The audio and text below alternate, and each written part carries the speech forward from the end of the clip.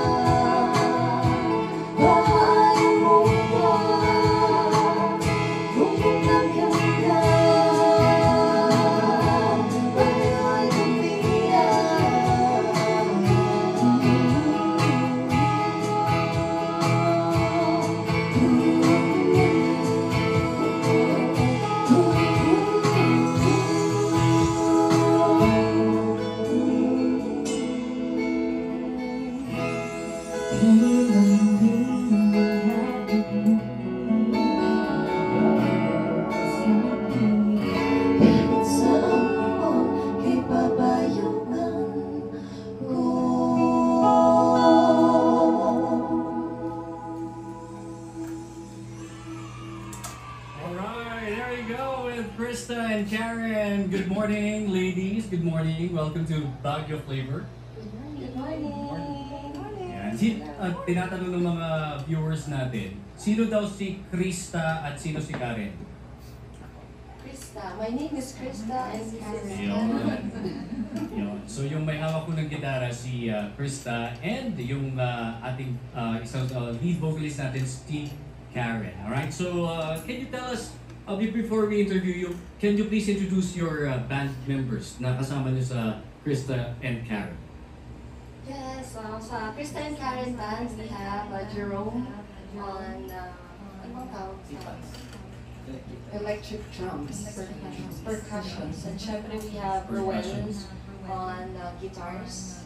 And bali ang ano talaga namin, ang mga kabanda talaga namin, si Sir Marlon and si Jobinson, pero since they're absent, sila po ang magsasab for Ayan, absent kasi, absent. Kulang sa tulog. Pero si Sir Marlon at saka si Jobinson. Jobinson. And Krista, Krista and Karen, we'd like to, it's a pleasure actually to interview you. Na-interview na natin kayo noon before your album launching Yes. noon. And of course, it's nice to have you here sa Baguio Flavor. First of all, si Krista and Karen, kayong dalawa ay magkapatid, no? Yes po, medyo matagal na. Since Matagal na rin. Matagal na. Since birth.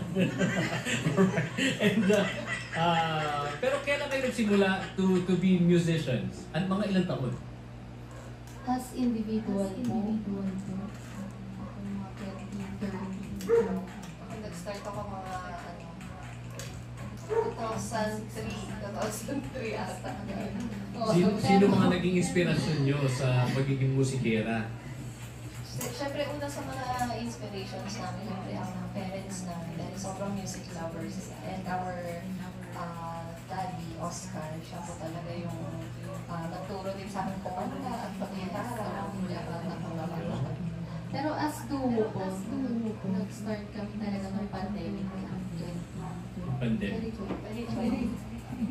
2020. And ito yung mga panahon na nagbabasking din ba kayo nun? Yes po. Doon kami talaga nag-start. And usually anong type ng what kind of genre ang mga tinutugtog niyong mga kanta? Usually acoustic music, pop, classic, alternative 80s, 90s, and bossa nova. Halo-halo po. Halo-halo. Depende po sa lugar. Depende sa lugar, depende sa event na pupuntahan, di ba? Yes po. Si Kristen Karen ba, naipanganak sa Baguio? Yes po, born and raised. Born and raised in Baguio. And anong pinagkakaabalahan ni Krista at si Karen kapag hindi kayo tumutugtog? Do you have a day job? Are you still studying? Anong meron? Si Jerome pasagutin mo muna kasi siya yung excited sagutin mo. Ayan. Jerome! Jerome, sumagot ka. Excited Jerome, daw anong ginagawa mo daw sa buhay kapag hindi ka tumutugtog? Natutulog lang sa dito. Yun yung maganda. Sana all. Si ano naman yung ating gitarista? Si Rowel. Ano yung Joel, anong pinagkakaabalahan kapag hindi tumutugtog yan? Same. Nagigilid. Alright. Okay, tanungin na natin Krista and Karen. Kayo, what do you do pagka hindi tumutugtog? Same din po eh. They were full-time musicians po. Full-time musicians. Gigs din talaga. So parang pinagkakakitaan namin ng music din. At the same time, ang passion namin. So parang very, very blessed kami na ganun yung situation. Yun importante, passion. Ano? And at the same time, nasusuportahan din yung passion nyo with, of course, the different gigs that you attend to. No? Okay, let's talk about your gigs. Total, saan kayo usually tumutugtog? Do you have a schedule for the week na pwede mong banggitin sa ating mga listeners and sa ating mga viewers? Yes po. Every Wednesday po sa Safari Resto Bar. Friday, Safari. Tapos Saturday, City Light. Alternating sa Camp John Hay Golf Club. And pag late set po sa Horse Pub. And Sunday sa 1986 Cafe Bistro. Wow, dami nun ha. And paano nyo rin na-maintain yung beauty nyo kahit na napupuyat kayo? Yun. Makeup lang daw eh. Nadadaan sa makeup. Hindi kailangan ano rin eh. Ito kasi actually, ano yan, number one, siguro, kailangan maganda ang lifestyle and skincare. No. Just keep Yung there. ano rin, food na kinakain. Mag-exercise din. Parang hindi puro ilan. Tapos uminom daw ng maraming kape o mali. Vitamin K, kape. Vitamin K, kape. Oh, kape umali. Oh, may antioxidant daw kasi ang kape. Alright, let's talk about your first song. The title of the song that you played earlier was? Ambon. Ambon. Yan. What gives you the inspiration to do the song Ambon? And sino ang sumulat ng lyrics? Si Si Ate Krista. Pero dalawa naman Ate kami Krista. nung Ay, bumuo ng song. ay, Ako. Ano yun eh, naisulat po yan, sir. Last year, mas parang grabe yung tag-ulan, yung bagyo last year. Yung talagang dire-diretso hindi lumang. Naisulat po yan last year. And this song is about yung kapag marami kang pinagdaanan ng mga pangit sa past relationships, merong magliligtas sa'yo. Merong isang tao na magbabago lahat. So parang bagyo yung past mo, pero hining ambon na yun. Mahinang ulan na. Kayo, ang next question ng ating mga listeners, si Krista and Karen daw ba are still single? Yes, I'm Single, but not ready to mingle yet. Tama ba? Ako po to. Moving on. Moving on. Moving on si Raymond. Moving on. Ako po double lang. Double na. Double in weight. Ayun. And recently you launched your album. Anong pangalan ng album niyo? Lakbay. Lakbay. And it was recently launched dun sa My Smoke and Barrel. Tama ba? Yes po. Bale, marami na kami also pinag-launch siya. Yes, meron na po kami Isa yun. four album launch. Unang-una sa Hangout. Next sa Baggecraft Brewery. Next po sa Smoke and Barrel. And yung latest po sa Lakbay Musika sa In San Juan, La Union. Uy, kumusta si Sir Brixio? Napapakinggan tayo dyan sa may bandang San Juan, La Union through 105.5 Big Town FM San Fernando City, La Union. Shout out sa iyo, Sir Brixio, ng Lakbay Musika dyan sa may San Juan. And of course, ilan ang kanta na kasama doon sa album? 9 songs. 9 songs. Alright. And you will be playing another song. No? So, what's the title of your second song? Landian. Bakit Landian? Ayan, dahil uso rin po yung MU lang, situationship. Dahil malamig daw dito sa Baguio, so kailangan lambing. Kailangan ng konting landian. Ayan lang po, walang label. Walang label. Yun lang. But anyway, could be, baka you might want to do a shout out sa mga kasamahan nyo dyan. Para nag-echo tayo, no?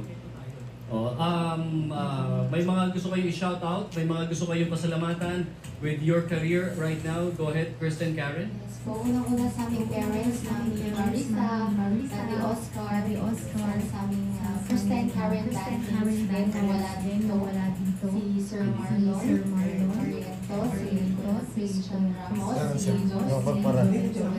Jobenson, ng aming friends din, supporters. Sa lahat-lahat po siya nung naniniwala sa music kwarta sa Krista and Karen, ako alam niyo po kayo na talagang naniwala sa amin since day one. So maraming salamat sa sumuport din syempre sa aming album na Lakbay. So ayan po, thank you very much. Yun lang po masasabi namin sa laman. Alright, and we wish you good luck on your career, Krista and Karen, and don't forget, nandito po ang Big Sound FM at Big Radio to support you also with your music and original Baguio music na kung tawagin natin dito sa Baguio Flavor. And now, ladies and gentlemen, before we let Krista and Karen go, eto na po ang kanilang second song. This song is called Landian, para ho sa mga kaibigan natin na kailangan ng konting kiliti sa kanilang mga buhay. Here's a song called Landian. Live na live mula po sa Cafe Umali Celestial Studio. This is, of course, Krista and Karen.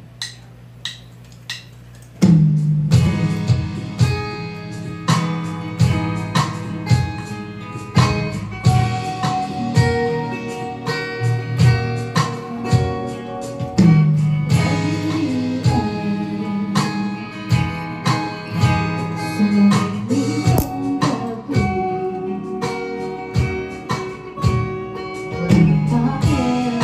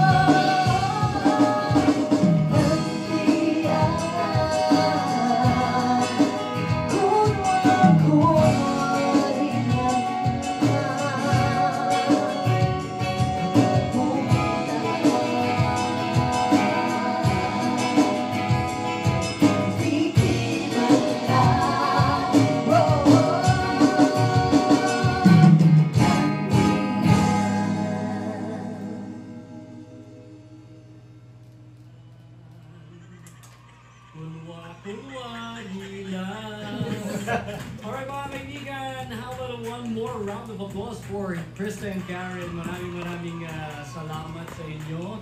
And I think you still have a couple of songs to play sa sa streaming pa mamaya. Sabi ni Anthony Barba Glory, nice one. Hello daw sa iyo, regards daw sa inyo, Krista and Karen.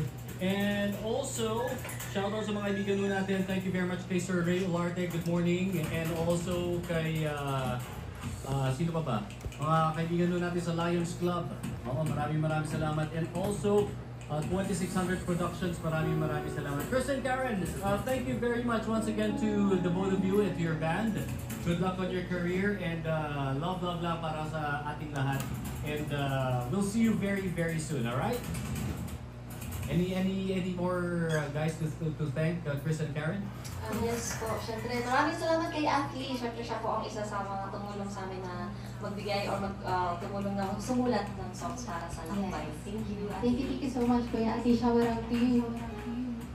Alright, with that, maraming salamat, Krista and Karen, live na live mula sa Cafe O'Malley Celestial Studios. Thank you very much. Our Baguio Flavor is being brought to you by Cafe O'Malley, Altitude 1470, 2600 Productions, and of course, 95 Maraming salamat, Krista and Karen. Ladies and gentlemen, thank you and God bless. We'll be right back with more of Baguio Flavor.